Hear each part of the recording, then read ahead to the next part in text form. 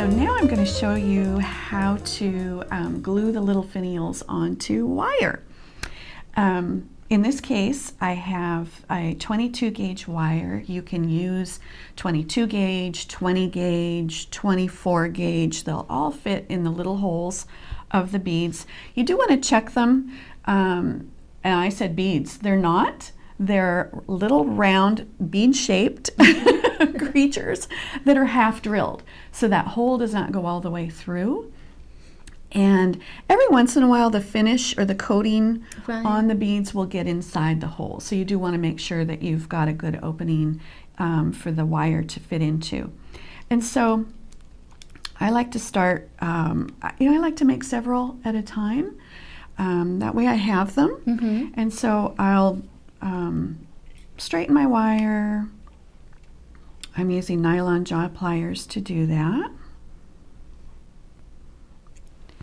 And then, I don't know, I find 3 to 4 inches, do you think, is a good length? Yes. And you can make it whatever you want. Right, because we never know. Sometimes we make them in advance and we don't know how long we need. Exactly. So if you can go longer, do so. And so I just cut my wire into, lengths that I think are going to be usable in the future.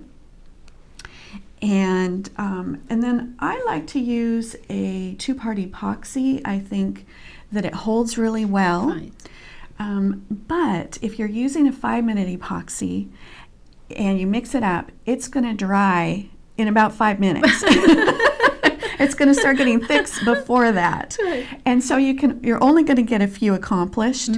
So if you want to make a whole bunch up, then I recommend either using a 1-hour epoxy. You can also use a super glue to do these. Just be careful not to glue it to your fingers. Right. I like to hold these little things in my fingers, and so that can be problematic. But anyway, I'm going to mix up my 2-part epoxy.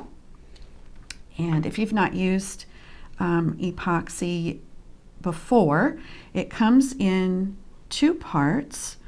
One is a hardener, and the other part is like the resin part of the epoxy. And it's pretty important that these amounts are the same. And so I kind of like to do mine side by side. These come in plunger style also, where you can squeeze both parts out at the same time. I like this one, but they're both great. Okay, and I tend to use the plunger ones because I feel I have more control of the quantity, so I can use little quantities, but it's how you feel to use it. Right. And I even look at this and I'm noticing, this puddle seems larger than the other one, but the other one's a little higher. So I think I've got an equal amount. And then you want to stir that up really well. And I like to kind of scrape it and mix it up, get it all the parts together. I'm just using a toothpick. Toothpick is great. I often will use paper clip ends. Really? I seem to have paper clips handy. So that's what I'll use. And that's a little sticky, so I'm going to wipe my hands real quick before I pick up my little finial. Okay, so here's my little bead. And it has this tiny little hole in here, and I'm going to just check it, make sure that my wire is going to go in so it makes good contact. And then I'm going to dip the end of my wire in the glue and then insert that into the bead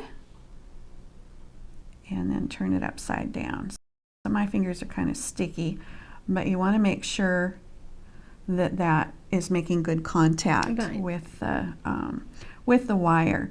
And then I don't know if you can see, but oftentimes there will be glue then that builds up underneath. And if you leave that there, it can cause the next bead that you want to put up next to it, it just won't meet up nicely with that. So I like to use the edge of a card and I push down on the bead and then I can kind of clean that up.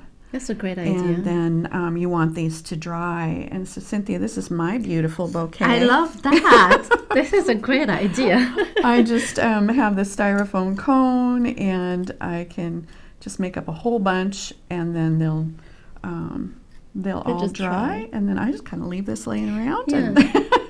and then I know. And remember, with the epoxy, even though it's a 5 minutes, it needs 24 hours to cure.